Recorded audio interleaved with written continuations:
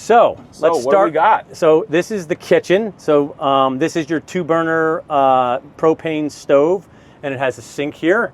Like I said, with running water, we have about 20 gallons of water, which is located underneath my seat.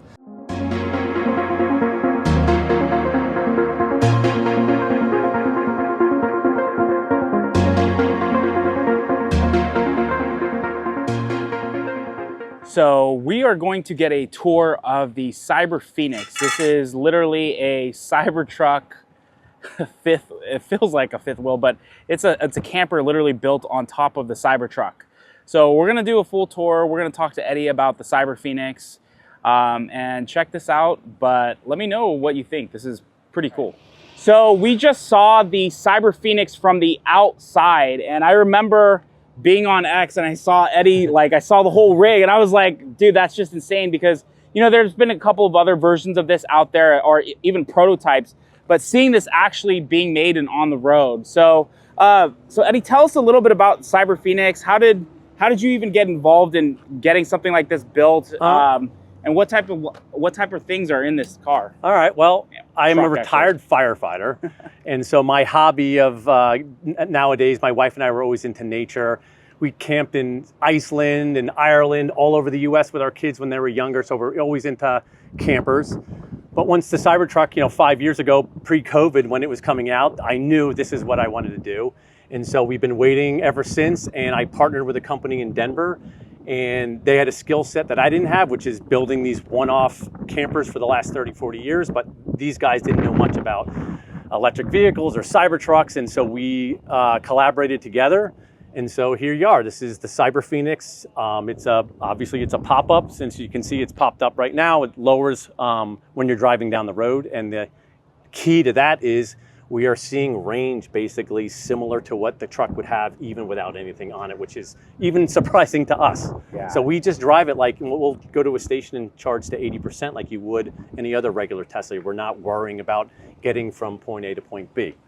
Yeah, so for people that aren't maybe as familiar with camping, like, or even fifth wheeling or whatever, or having campers, what is one of the key things to having one of these campers literally on the back of the truck versus something you're pulling? Okay, well, look, everyone has there's different styles. There's fifth wheels, there's travel trailers. I personally think the truck camper is the best method. It fits anywhere. Sometimes, depending on your spouse, she or he may be uncomfortable driving a big, long travel trailer, not fitting in it. This thing goes anywhere. We go in parking garages. We've camped inside parking garages, so it gives you versatility. Now you're trading that versatility for space, but this thing, you'll see when we go inside, for what it is and the size that it is, it basically has, you'll see a bathroom, a kitchen, a bed, a hot water heater, a sink. It has all the comforts of home. Granted, a little bit smaller, but again, I think it's the best way because you can camp in the city, you can camp in the mountains, you can go off-roading, you can go where there's low trees, you can get on the beach, you can do a Walmart if you have to. Yeah, and trust me, we've been known to do that many, many times. Yeah. I mean, we don't do that as regular, but when we're traveling, of course, it's an option. Even Tesla charging stations will charge and then pull off to the side and spend the night until we move on for the next day. Yeah, I mean, I love how the fact that it's not like a trailer that you have to undock and then just stick to the side and charge. Like you can pull to the side and maybe not take up as much space, because not all of the charging locations have pull-throughs, right? Exactly. So no, most don't. We actually have another camper that at some point we'll review as well, but there's pluses and minuses to that. But this is the most versatile and small, and yes, although you'll notice the tailgate is down here, and so the camper is sticking back a little bit further, but when we charge at a charging station, you have to get close, but a regular old first generation Tesla charging station, the cord will reach without having to do anything special. Oh, that's awesome. So you don't have to park on an angle or park behind it or do something like that. Just like you normally would, you just need to be a little bit more careful because you're close, you're a couple inches away. Yeah. You talked a little bit about it, but just go through some of the features that this has. I mean, for people that may not have been able to experience something like this. So one is that it can function on its own. So it has its own 400-watt solar system on the roof. Awesome. It has a Victron energy. If no one knows what Victron is about, they're top of the line battery charge controller system in the country or in the world, I would argue.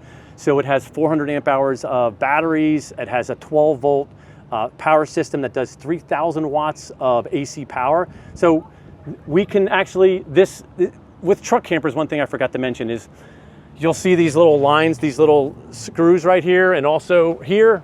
These are where jacks could essentially go. So you could drive around with essentially a pole that would come down. Now, I don't do that because one, I think it looks cooler. Two, the range will be affected to a certain point. Yeah. But if you wanted to go camp somewhere, you could pull up, lower the jacks, lift the camper up, and then drive off and just leave it wherever you want. And my point to saying this is that the system that we have, you will function on its own, all by itself. You could stay for weeks, a month, all by yourself, making your own power. Now, granted, it only has 20 gallons of water. It has a toilet that doesn't, that's a composting toilet inside, and that doesn't use any water, so 20 gallons will last easily a week or so. Yeah. If you're just using it for, for drinking or for cooking. But yeah, one of the coolest features I think you're asking is basically the solar system that makes it basically a bug-out vehicle, that it's sustainable. And obviously, too, like with something like this, what are you looking as far as cost goes? So we are basically now, when we take this tour, if we're going to go inside, understand that whoever wants one of these things, you can get it with different color cushions or different. We were just talking earlier that it has a gas stove. We do that because in Colorado it's very, very cold and we winter camp. Some people don't do that. So everything you see, you could modify to whatever likes you have. You want induction cooktop, you want a propane, you want the countertop. So you can scale color. up or down, pretty much. So there's some flexibility there, but I would say right now we are in the 50s range. So it's about 50,000, upper 50s, regardless of what you want. But you can pick and choose what types of materials you use or products. And like I said, if you have a particular refrigerator or heating system or whatever the case may be. Okay. Well, let's get inside and get a tour and see how this could really enhance your camping lifestyle, especially being in a Cybertruck and utilizing the 123 kilowatt battery. Let's do it. All right, so we are just gonna get in here and check out the CyberPhoenix. Now it's a little tight to get in, but that reason that's like that is because with a pop-up camper, you just can't be. If we had a fixed hard shell, which would be fantastic, the problem is ultimately with wind drag, right? So if this is sticking up 3 feet, you're driving down the road, all this range that we've been bragging about is going to go out the window. So it has to be a pop-up, but you get accustomed to it and you can get in pretty easy. So let's start. What do we got? So this is the kitchen. So this is your 2-burner propane stove, and it has a sink here. Like I said, with running water, we have about 20 gallons of water, which is located underneath my seat. This is the dinette. So this dinette also, for considering we're sitting in the bed of a pickup truck that's 6 feet long with the tailgate down, which gives us another 2 feet, it's pretty spacious in here. So with this dinette, 4 people can have dinner here. You can sit here with friends and have a few cocktails.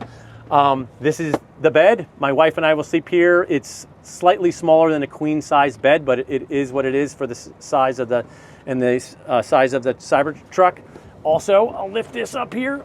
If we go like this, so here you have a storage area. So my wife, for any of you guys that are married, this is my wife's area for storage. Love it. Yes, exactly. So she puts all her things here, which is perfect because it takes up. I know she has a lot more stuff in this camper than say what I'd have, but this is a great storage area. And of course, you can just put this back down and sort of hides. Back to the dinette. The dinette. It's hard to reach from the position I'm in, but there's a drawer right here. This drawer is basically, if you can pull that out. It's sometimes a little hard, you have to lift up. But basically, this is, go ahead, you can pull it out. It's rather large. It goes the length of this. This is where all our dry foods are, and coffee pots and supplements or whatever you want to carry inside here. It's basically your kitchen cabinet. And if you want to push that close, so you have that storage there. But in addition to that, there's a couple things going on here. One is the dinette will lower, and the dinette will lower down, and we can take these cushions, and basically now this becomes a second bed. Wow. Now, I wouldn't put 2 adults here, but if you're a family of 4 and you have 2 little kids, you can have mom and dad be here, 2 little kids here. Or you could certainly fit 1 adult, no problem. And I'm 6'1". My one son is 6'3". He can fit here. So someone's 6'3". Yeah, I'm 6'2", so that's perfect. So you would fit. That's awesome. What's also interesting is if you remove this table altogether and you lift this thing, now again, it's not the most convenient thing, but if you lift this all up and pull that drawer out, at the bottom of this is a shower pan.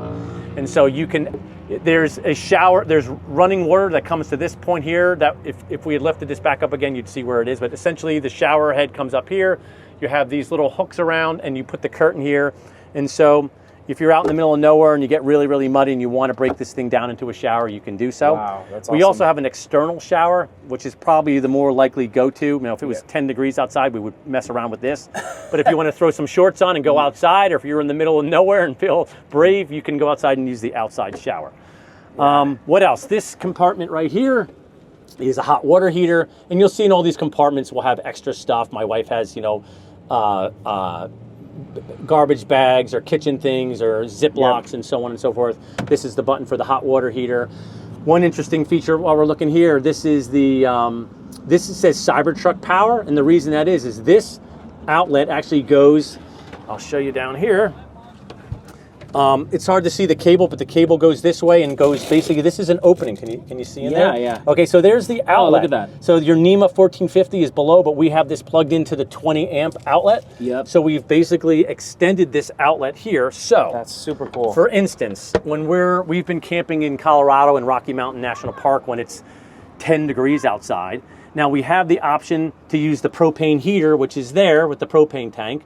But instead, if we know we have ample amount of battery from the Cybertruck and we don't want to waste propane, and we know we can charge the batteries with ease and we can make it home with ease, we'll plug in the outlet, the electric heater to here, and all night long we'll use electric heat rather than propane heat. It just, actually the electric heat is actually drier. You don't have so much condensation in things. And again, we're using battery and we can easily replenish that rather than having to fill the propane. Yeah. And my always thought is in Colorado, you never know. You can drive down a road in Colorado, there's an avalanche or the road is closed or something. You could be trapped theoretically. And so for conserving propane and things, when we really need it, you can use it at another time and keep it for another day.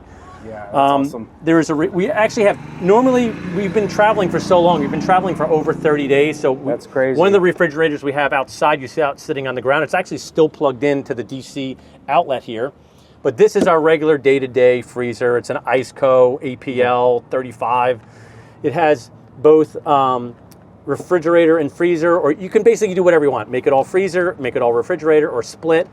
What we've been doing since we have two and we're traveling for so long, we just make one a freezer, one a refrigerator, and so my wife will make a ton of food before we leave, and we'll have it all frozen. We'll bust it out there. That's awesome. Here's an interesting thing we didn't show you. So I'm going to fold this down, right? Because when you pack this away, everything has to be below this surface. So, but I love the windows in this thing. So you're going to see two things.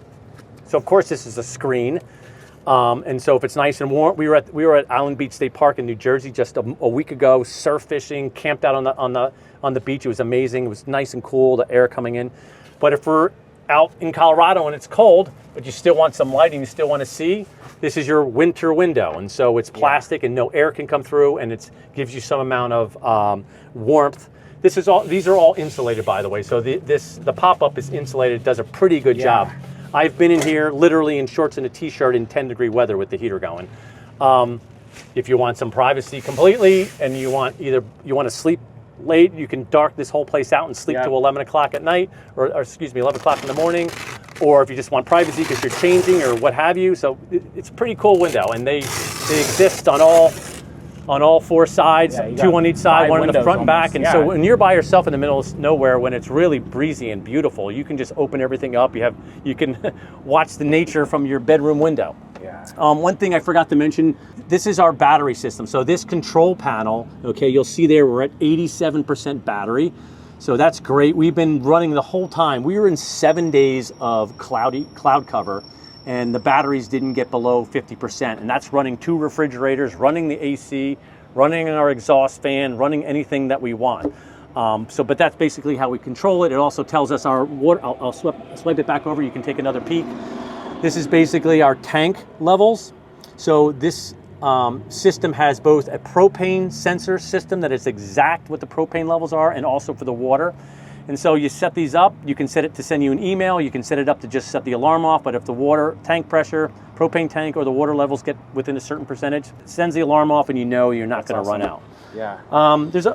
I always forget the toilet. I won't pull it out, but there's a OGO composting toilet. This is the lower level. They make a very fancy one that has like vents and stirring mechanisms and all that. This is their basic one. Don't quote me, but I think it's called the Nomad. It's fantastic. It separates the urine from the solids. Works great. Doesn't smell. Fits in there. It's a little tight in here. Obviously, you have to pull it out to use it on the ground, but when you're in the middle of nowhere or driving on the highway and there's no option, trust me, you're not complaining. This is the switching mechanism that lifts and lowers the pop-up roof. You have this runs the first two lights on the ceiling, so when you're down low, you can turn the lights on. This is your water pump. This is basically the kitchen. Forgive the mess. We'll probably start building out some shelving and things, but pots and pans and knives and forks and what have you is all located inside here. Your propane and CO detector. You have a smoke detector on the ceiling. Do you want to see the battery system? You know, my wife and I are into supplementation and taking our vitamins, so we store some stuff in here. So on both sides, you have some storage. That's great. It's also really cool. I won't show it, but if you lift this up, this is how you strap the camper to. You notice there's no mechanisms on the outside to hold the camper down. And this is all done with inside here. There's straps that go in either direction that are holding to that L track that's inside the bed of the pickup. Oh, wow. Anyway, this is the Victron Multi Plus 2. Again, it does not get any better than this system. Anyone that knows about this kind of stuff. This is, I think I told you already, maybe it's 12 volts, 3,000 watts AC. We have 400 amp hours of batteries. It has a Servo GX, which is basically the ability to connect all different types of things, like that propane thing that I had and the water level, all connect to that. This also connects to, we have a Starlink on the roof, and so if I have any problems with this anywhere in the world, this company, Victron, can, through the internet, come in here and figure out what's wrong with it, update things, do whatever they want. It's like, you know, basically customer service right here. There's a disconnect in here. There's a manifold. So the manifold allows you, anytime I want to add something. I mentioned before when we added this extra refrigerator, this wasn't here a month ago. I went on Amazon, I bought this for $7. I drilled a hole, it has an online fuse. I screwed it in here, ran the wire in, and I put one on the negative, one on the positive. Now all of a sudden we have DC powering, and you can do this. Cool. I have a couple things in my head already that we want to add a couple things. It's super easy to do, and again, gives you, it's limitless the type of things that you can do with this system. Awesome. It's super helpful. So we just got a full tour with Eddie of the CyberPhoenix. Eddie, tell us where can people find you? Where can they find out more information about this camper? Okay, well, these are being built in Denver, Colorado. It's a company called Phoenix Pop-Up. I've partnered with them. Almost all the information, if you want to receive, you can actually see it right here. It's cybertruck01.com. But I'm on X, YouTube, Instagram. Everything is under the heading of Cybertruck 1, and 1 is spelled out O-N-E. Okay. These are available now. I would say maybe a couple months. That if you ordered it right now, it might take 2 months or 3 months to get ones. I mean, it depends. Obviously, we're starting to get people purchasing them now. I don't know how it'll last, but for now, I'd say a couple months. You can find all the information there. And it was really awesome. I really appreciate you walking around. I hope I didn't miss anything. There's so many things to be said, but it's all good. Yeah, thank you for your time. Thank you.